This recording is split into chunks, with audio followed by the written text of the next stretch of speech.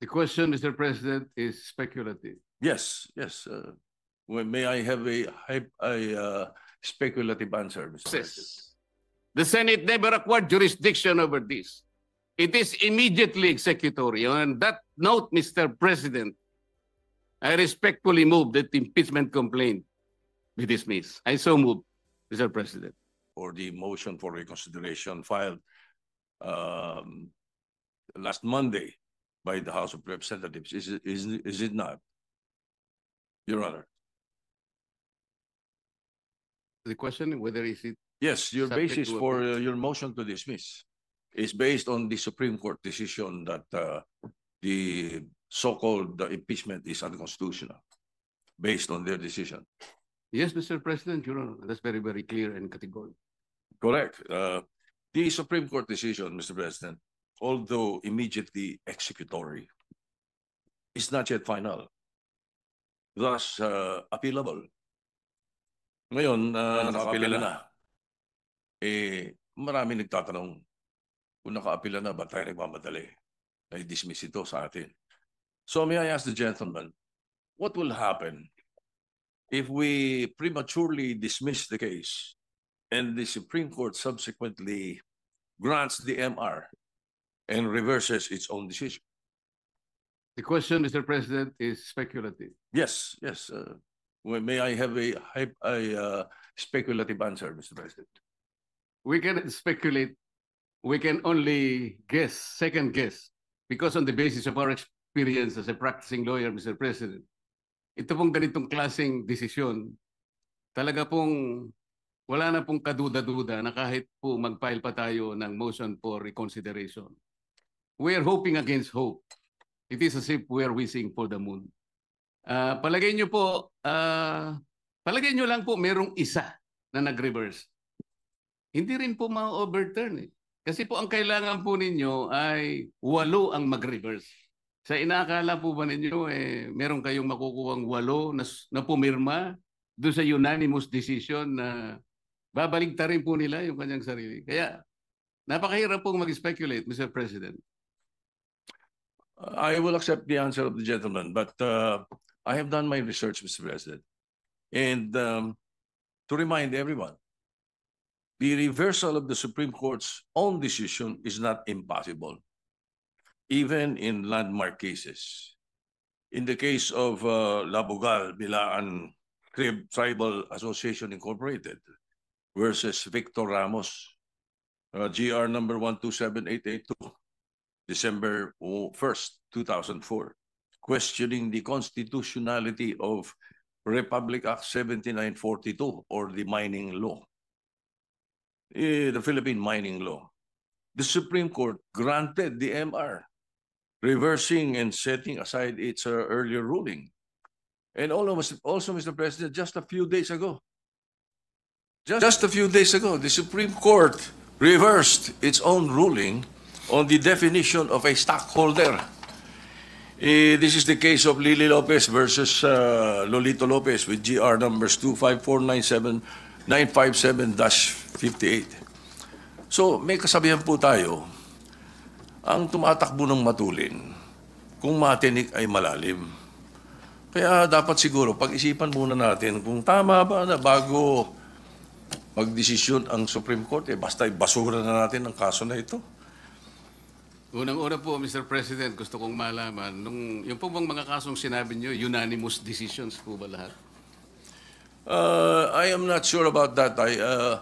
But one thing I can say is that if there is a mistake, a unanimous decision could become a unanimous mistake.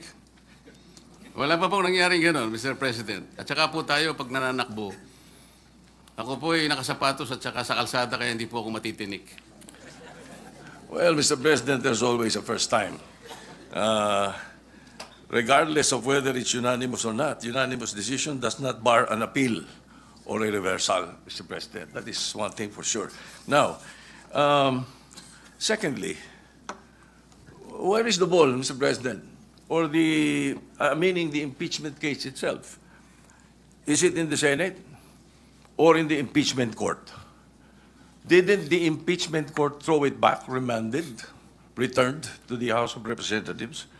So what are we dismissing in the Senate kung wala sa atin ng kaso?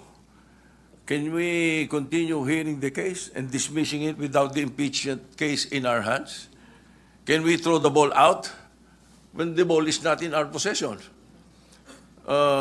Siguro naman dapat magkaroon tayo ng tinatawag nating sense of proper sequencing of moves.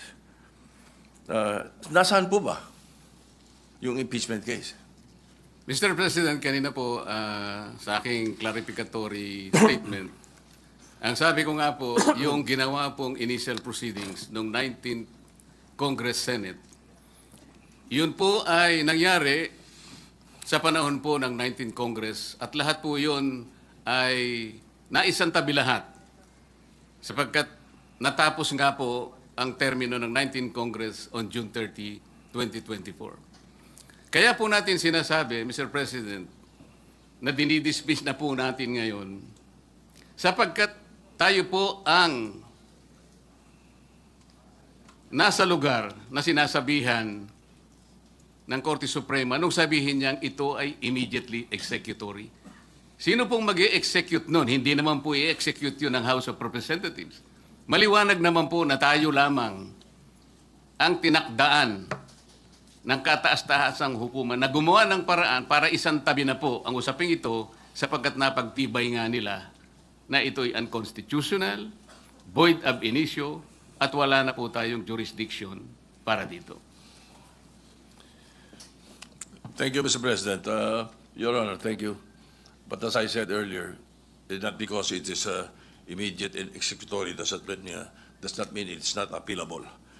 Now, to continue, Mr. President, I hope you don't mind. I will be posing a question, but then I will be doing a manifestation based on this question that I will be posing. So I'm certain that the gentleman from Canalnac has read the 97 pages ruling of the Supreme Court to come up with this motion.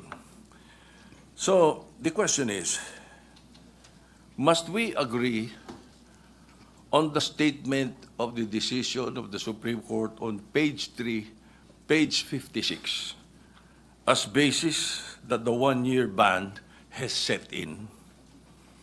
With that question, allow me to proceed with my manifestation with your permission, Mr. President. For the benefit of our colleagues, my colleagues, the last paragraph of page 3 states that, quote, since the 19th Congress terminated, the 3 impeachment complaints became enacted upon, end of quote. Again, this was reiterated in page 56, second paragraph of Roman numeral 5. It says, quote, the House of Representatives, however, was unable to act on the first 3 impeachment complaints because of the adjournment of the 19th Congress. To continue, for constitutional purposes, the first 3 complaints were effectively dismissed. In both instances, Mr. President, the Supreme Court was referring to the February 5, 2025 adjournment. But they have, erroneously believed that the said adjournment is the same adjournment with the sine die adjournment that ends a Congress. It is not. February 5 did not terminate the 19th Congress as stated in the decision. The sine die adjournment of the 19th Congress was on June 13, 2025, wherein the last session day was last June 11. Mr. President, and for the information of the public, there is a world of difference between adjournment versus adjournment sine die. Sa atin,